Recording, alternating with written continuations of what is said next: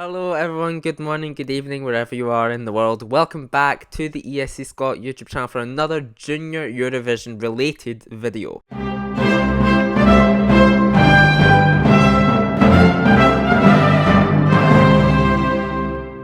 So it's all getting really exciting. It's actually getting very exciting. Today is Monday the 20th of November and only about 4 hours ago, the Junior Eurovision opening ceremony began for 2023. We met all of our 16 acts good and proper, and not only that, we also had our JESC allocation draw. So if you don't know how that works, basically the host country this year, France, had to allocate a spot in the running order, and they got 12th, which we'll talk about in a minute, but 12 is very good in France, and Zoe should be so happy with that. And also they drew who would perform in first place and also in last position as well in the running order. The honour of opening the show on Sunday will go to Spain and Sandra Valero, and closing the show will be the Netherlands, and we'll talk about that in a minute as well, because this video is about the potential winners of Junior Eurovision 2023. I feel personally like I've been slacking a little bit with the Junior Eurovision content this year, just because I've been so busy with my new job, so getting content out is kind of hard.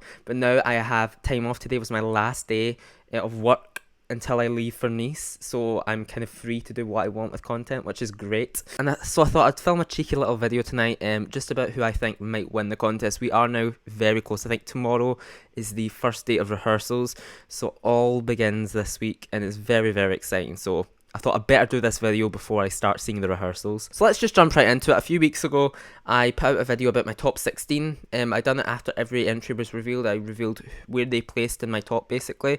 And that top 16 has changed a little bit. I'm not going to run through my whole 16th, 15th, 14th. I'm not going to do that, because not only do I think it's just going to take up this whole video, I don't want to spend 15 minutes sitting here talking about who my favourites are. I really don't want to do that. And also, I think it's quite unfair. I don't want the kids that are in Nice right now to watch this video if they do and see that I've put them in 16th place. I don't like that. I really don't like that. I hate it. So what I'm going to do in this video is just tell you who I think the potential winners are. Not in my opinion, but I just think in general. It's subjective. Everyone's opinions are so different and of who they think might win the contest. But I think there is kind of a general feel about each country and each song that I think everyone will know if they will win or not, if you know what I mean. Like, I mean, if the hype about the song's been really good and the general opinion's been absolutely amazing from the get-go, or has the song maybe gained momentum over the past few weeks? Are people really loving it but didn't really love it at the start? This video is basically who do I think has the potential to win the contest. Now beware, there are actually a good few countries, because this year is just so open. I put it on my Twitter earlier. I said that I can't remember a contest this open,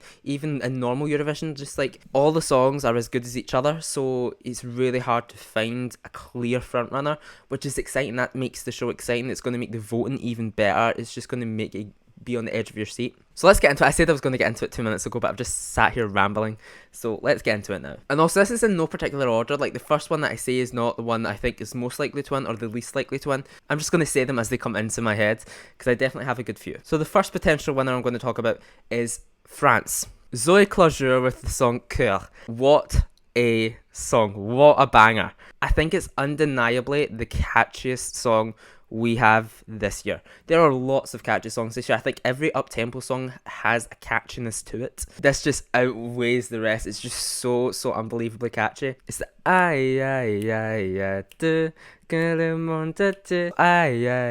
can't get that bit out of my head.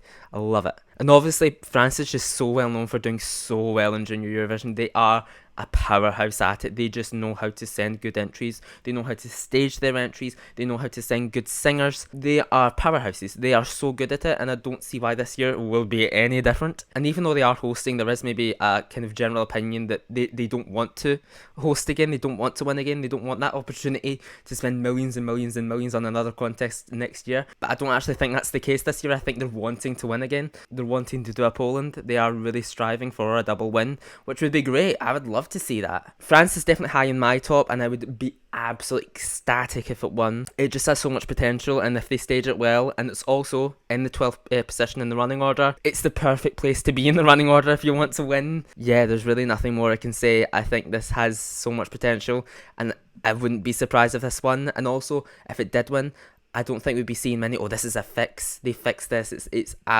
would be a worthy winner. So good. Now, the second potential winner I have noted down, I'm still going to say it. It is Spain with Sandra Valero in the song I Love You. Or, no, it's not I Love You, it's I Love You. I still think this could win. She's so good at radiating charisma, and you saw that at the opening ceremony. This is the same vibe as J'imagine and Oh My Mum. It's a junior-friendly song that, if staged properly, could wow not only the juries but people at home. And if the balance is right between the jury and the televote, it could pull off a win. Now, they did come first in the running order. They'd run first, obviously. It's a great honour to be opening the show. It's a great thing to be opening the show. But it does lower your chances to win. It lowers your chances to win. A lot of people will say, no, it's junior Eurovision. It doesn't matter that much. It doesn't matter as much as normal Eurovision. But I think I've had this discussion before. I've said it on the channel, I think, a few times now. No, it doesn't really matter as much. But if you're drawn first in the running order for junior Eurovision, it still kind of puts a dampener on things. It does hinder you a little bit, especially if you are a fan favourite, because you are first in the running order. There's 16 songs. If you listen to 16 songs, the one you're going to remember most is 16th, 15th and 14th. They're round at the end. First, you're not going to really remember it that much. It's still a hindrance. And you could argue with me and say, oh, but Spain has so many fans in Spain that will vote for their country anyway. And you could also argue with me and say that many people will have a favourite and they'll know who they're voting for before the show actually even begins. I still think it's a little bit of a dilemma for Spain, because it happened last year with Netherlands last year in Luna, La Festa. Huge fan favourite, absolutely mental. People think it was definitely going to win. It's going to be the front runner of the whole year, definitely going to win, top in the jury, top in the televote, and then it came like 7th because of the running order. So it was the running order. I was going to try and defend it and say it wasn't the running order, but it definitely was the running order. I would love Spain to win it. It definitely is a favourite of mine. I absolutely love the song so much, and I think she's a great singer and a great dancer, and the song has staging potential to the max, but I don't know if she'll win now because of the running order. But I would love it to happen. And the third potential winner that I have noted down is the Netherlands. Sepp and Yasmin. I've been saying their name wrong this whole time. It might be Yasmin, but in the videos that they are promoting themselves on Instagram and stuff, they keep saying Yasmin. So I'm going to say Sepp and Yasmin with the song Holding On To You. This has been the favourite from the get-go. If I didn't include this in the potential winners, people in the comments would be going off their nuts. And that's the exact reason why I'm including it. It's a fan favourite. People love it. It's definitely the most upbeat song we have. It's very high tempo, easy to dance to. I cannot wait to see this live. This is probably the one I'm very excited to see live. This in the UK, I'm very excited to see live, and France and Spain. I'm excited to see them all live, okay? But this just will stand out, I think, and amongst all of the ballads we have this year. If this gets placed in between two ballads, oh wait, no, it can't because it's last place. But if it follows a ballad, then it's going to stand out. It's going to stand out anyway because of all the ballads this year. There's not that many up-tempo songs, so the up-tempo songs this year are just going to, I think they're going to skyrocket. Obviously, off the ballads that we have, the good ones, like the really good ones, are going to get to the top as well. But the up-tempo songs are going to really stand out this year, I think, just because there's not that many of them. Obviously, I think Sepp and Yasmin are going to keep the staging that they done at Junior Song Festival. It was like the DJ in the middle and then the dancers all around them. Hopefully, they've kind of but polished the choreography a little bit, because I think the choreography that they done in Junior Song Festival was a bit awkward. But I hope that they've reinvented it a little bit, and if they have, then the juries will love this as well. I think this is one the juries will actually love, because Yasmin's voice, absolutely stunning. It's absolutely amazing. Her voice is on point. It sounds better than the studio version. And then Sepp's is really, really good as well, so both of them just complement each other so well. So the juries will lap this up. So that's what makes me think this is actually probably going to win, because it's got a great place in the running order. It's last. What more could you want in Junior Eurovision, really? Two great voices that are going to entice the jury. And obviously this is a televote friendly song. It's going to do well in the televote. I think out of all of the entries this year, I think this has the most potential now to win it. I think Amsterdam and Rotterdam better get ready for next November, because I think we might be going to the Netherlands. That's just my kind of feeling right now. Sometimes, most of the time, my gut feeling is usually wrong. So you just never know. Okay, I think I've got two more. The next one that I have noted down is Armenia with Yan Girls and Do It My Way. Now, correct me if I'm wrong, is this the first time that a country sent a K-pop inspired song?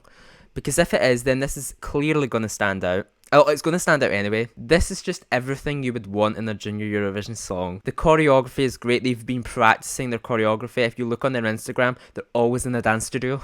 They're always in a dance studio. I just hope they're focusing more on the singing and not the dancing, or you have an equal measurement of both. You can clearly tell that the stage show is going to be absolutely amazing. They can dance, they can sing, they can move and sing at the same time, which is crucial. And I think they're little firecrackers. I think they'll be so good on that stage. I think they will do better with the televote than the jury. I don't know if the juries will love this song, to be honest with you. It's just how much they do love this song. If they do put it in the top 5, top 4, then this has the potential to win, because I do think this will have a really high televote score. So it's just the balance of the jury and the televote. But this year, as I say, it's just so open. I have no idea who's going to win. I'd love for Junior Eurovision to go back to Armenia. It gives me an excuse to go to Yerevan. It's the only place that they could host it. So yeah, I definitely do think Armenia is in with a chance. Don't know fully yet if they will even be top 3. I have no idea. As I say, Junior Eurovision is just so unpredictable. But yeah, I have to include Armenia in this list. If I didn't, I'd be stupid. Right, okay, last one. This one is going to be the kind of dark horse. The one that I think has the potential to kind of just slide in to the winning slot. And I'm going to say it's Germany. I've always thought it is either Germany or Poland, but I think I'm going to go with Germany. This is the dark horse. This is the kind of France of last year. The one that could maybe slip in. No one expects it, but they win anyways. Because last year, no one, and I mean not one person, thought that Lissandro was going to win. No one. It came down to he performed well on the night, his voice was incredible, and he wowed. He wowed and packed a punch. And I think that's what potentially Germany could do this year. Or even, there is like, I'm going to come out with so many countries here that are dark horses, but I think the main one for me is Germany, but Poland could do it. Ukraine could do it. Georgia, possibly. Maybe not, possibly Georgia. But I think Germany has the most potential. I just think her singing voice is very good, and her performance, from all the kind of clips and first looks that we've had from the delegation and stuff in Germany, it looks like her staging is going to be very good. Her stage show is going to be great. She's going to be joined by a dancer. I don't know whether the sign language is going to be incorporated with the performance. I'm assuming so. But the song, when I listened to the song came on, I was on the train, and I was just listening to all the songs, and I was wondering if one was going to pop out and stand out a bit more than I thought it would, because I hadn't listened to them all back to back. I'd only listened to them when I'd done my reactions, and the one that stood out the most for me that I didn't realise that I liked so much is Germany. Yeah, it's just such a fun song, and it has a really good ending. It really has an impact. I hope that Germany could get into the top 5, potentially the top 3. It does seem to me like a winning Junior Eurovision song. Personally, I just think I see it winning. I don't know why. I just have it in my brain that she could slip in and do it. I just don't know. I don't know why. But as I say, I'm very wrong about these things usually. But that is my list of potential winners. I think it was five potential winners. So it was Armenia, Germany, France, Netherlands, and Spain, was it? They were the 5. For all the comments saying, where's UK? Where's Ukraine? Where's who else? North Macedonia. I just don't see it happening. If I am wrong, tell me, why do you think these countries that I have missed out, why do you think they have the potential to win Junior Eurovision this year? But I've said it so many times in this video, it's just so hard to predict. There's no point in predicting Junior Eurovision, because you could try it about 1,000,000 times to get each one right in the right order that it's going to come out in, and you still wouldn't do it. You wouldn't be right. There will be surprises, I think. There will be a few surprises, and hopefully the winner might be one of them. You never know. But this is it's not even I was going to say this is the 48-hour countdown, but it's not. It's like the 30-hour countdown before I leave for Nice. I can't wait to get away. I really can't wait. I really can't wait to get away. A wee holiday. I'm so excited. And the weather actually looks quite good for November, like end of November in France, south of France. You'd expect it to be quite cold. It's by the water, but it looks actually quite decent. So I'm quite excited for some decent warm weather. Got my tickets for the live show. Very excited for Sunday's show. I am interested in what's happening with the jury show though, because no tickets have been released for that, and I'd really love to go to the jury show. Just gives me something extra to do while I'm there. But not only that, I will be producing content like you have never seen it before in Nice. Got interviews booked, which is really, really exciting with some of the artists. If you like Eurovision, if you like Junior Eurovision, just subscribe to the channel, because I'm producing content year in, year out. I've only been doing it for 2 years. Year in, year out. Month in, month out. Can I say that? But thank you so much for watching, and I'll see you in Nice. Thanks so much for watching. Bye-bye.